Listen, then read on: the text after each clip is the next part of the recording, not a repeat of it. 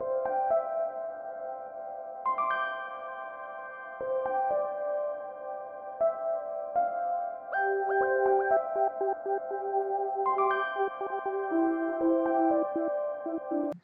शांती. सात्विक पक्वान्नामध्ये तुमचे खूप खूप स्वागत आहे.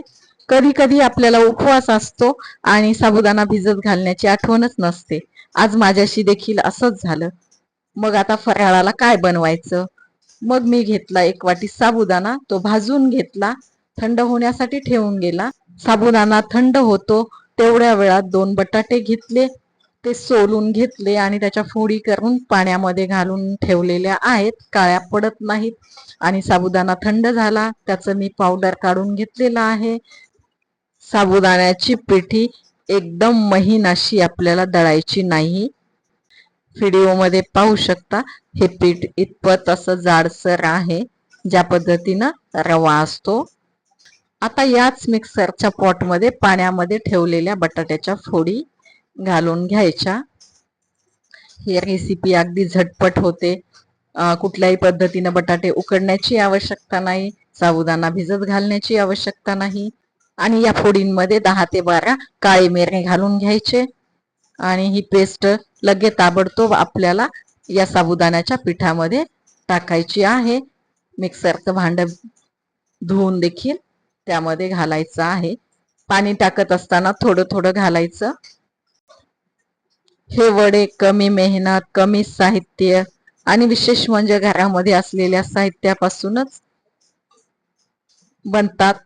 त्यामुळं तेच ते खाऊन कंटाळा आल्यास कधी कधी इन्स्टंट असे वडे आपण बनवू शकतो. यामध्ये सैंधव मीठ घालून घेतलेलं आहे, थोडंसं काश्मीरी लाल तिखट घातलेलं आहे मी. हे जास्त तिखट नसतं. आपण आधी काळे मिरे देखील घातलेले आहेत. आणि या ठिकाणी हे पीठ आता चांगल्या पद्धतीने आपल्याला मळून घ्यायचं. यामध्ये मी कोथिंबीर देखील घालते आहे आणि थोडेसे जिरे देखील घालून घेतलेले आहेत. यापैकी कुठलाही जिन्नस तुम्ही उपवासाला खात नसाल तर तो टाकू नका. आणि आता चांगला डो मळून घेते मी. याआधी मी उपवासाचे आप्पे, उपवासाची इडली, उपवासाचे थालीपीठ आणि उपवासाचा डोसा हे सगळे व्हिडिओ अपलोड केलेले आहेत. डिस्क्रिप्शन मध्ये लिंक देते, त्या लिंकला जाऊन तुम्ही पाहू शकता. आणि यामध्ये मी थोडंसं शेंगदाण्याचं कूट घालायचं विसरून गेले, म्हणून या ठिकाणी मी शेंगदाण्याचं कूट घालून घेतलेलं आहे. कढईमध्ये तेल तापतं तेवढा वेळ आपण वडे बनवून घेऊयात. तुम्हाला हव्या त्या आकारात तुम्ही वडे बनवू शकता. मी ही वडे हे बनवून घेते.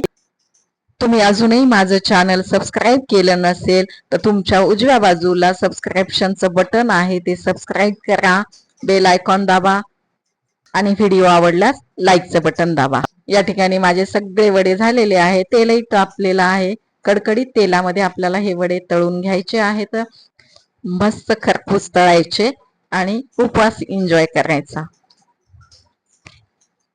वाव, किती मस्त झालेले आहेत, तुम्ही पाहू शकता. आणि आता या वड्यासोबत खाण्यासाठी बनवायची आहे दह्याची चटणी.